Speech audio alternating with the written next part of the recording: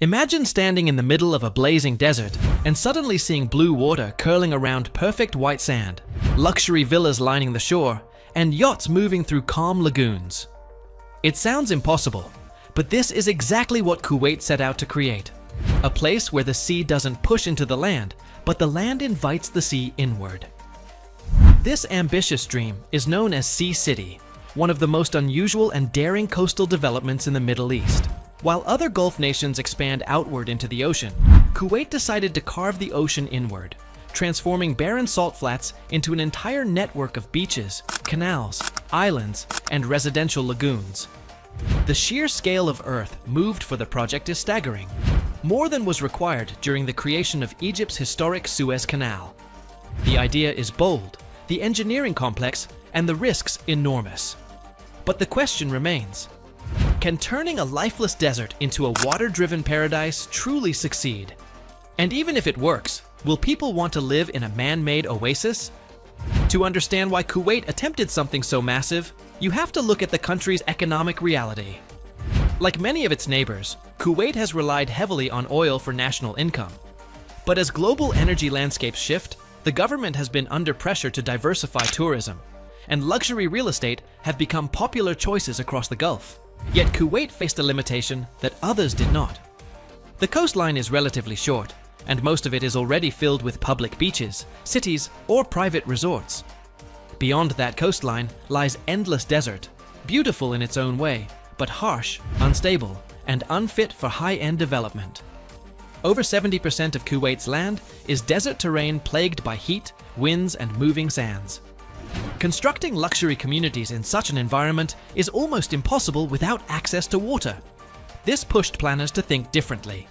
Instead of building luxury islands in the sea like Dubai, Kuwait decided to reshape its own land and create more shoreline by bringing seawater far inland. The idea wasn't new. In the late 1980s, engineers noticed shallow natural inlets in southern Kuwait that extended slightly into the desert. These areas had small tidal movements, but held little life because the salt flats were too extreme. What if these creeks could be deepened, widened, and multiplied? What if they could become long canals surrounded by new land prepared for homes and resorts? Just as the idea was forming, everything stopped. Iraq invaded Kuwait in 1990, and the Gulf War halted major development for years. By the time planning restarted, doubts surfaced. Would water actually circulate through these artificial canals? Or would they become stagnant pools filled with mosquitoes? Could such a fragile environment realistically support marine life? Could a desert region be reshaped on such a giant scale? Despite the uncertainties, planners pushed forward. The early 2000s brought new engineering models and design adjustments. Test canals were created in 2004 to study flow, water quality, and environmental effects. Tidal gates were added. The inlet was shielded by a breakwater to stabilize the current. The canals were carved with a pattern carefully calculated to allow seawater to flush in and out naturally with each tide. The results were surprisingly positive.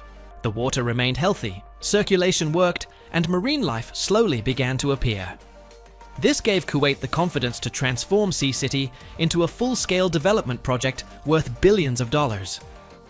Unlike Dubai's famous offshore islands, which require massive dredging to push sand into the ocean, Sea City works by digging into the desert instead of filling the sea.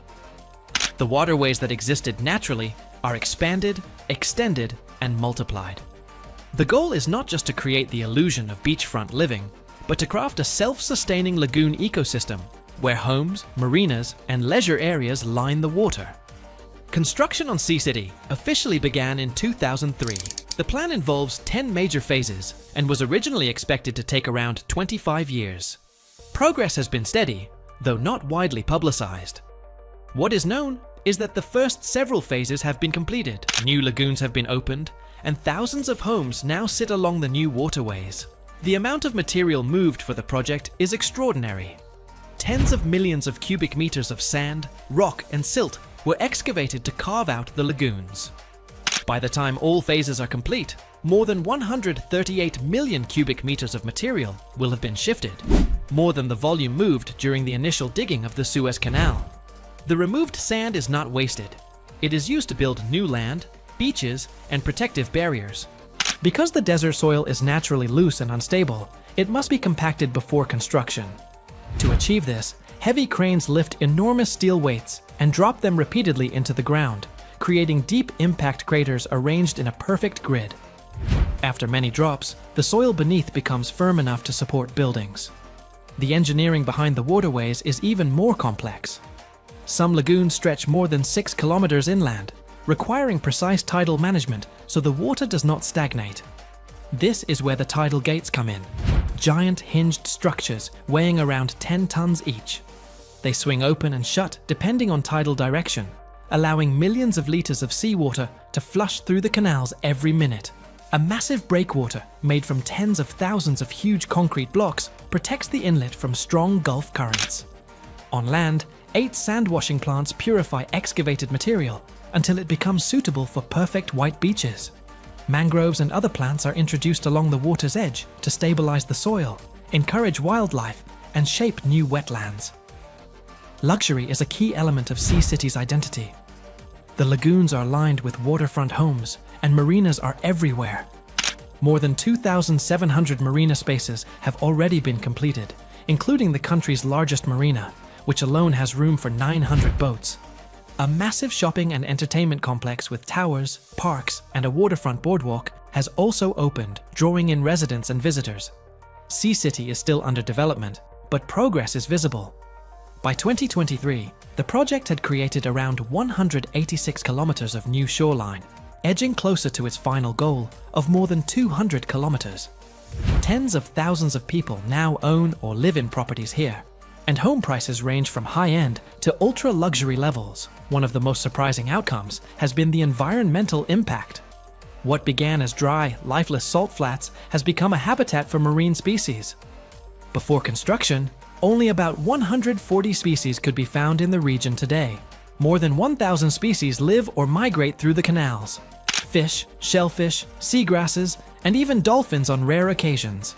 Because commercial fishing is prohibited, the lagoons act as safe breeding grounds for marine life. The long-term future of Sea City is still unknown.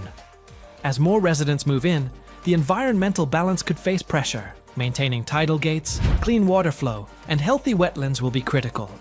But for now, the transformation from a barren desert into a thriving lagoon city is one of the most remarkable engineering and environmental experiments in the Gulf. Whether Sea City becomes a fully thriving community or remains a stunning second home destination will depend on what comes next.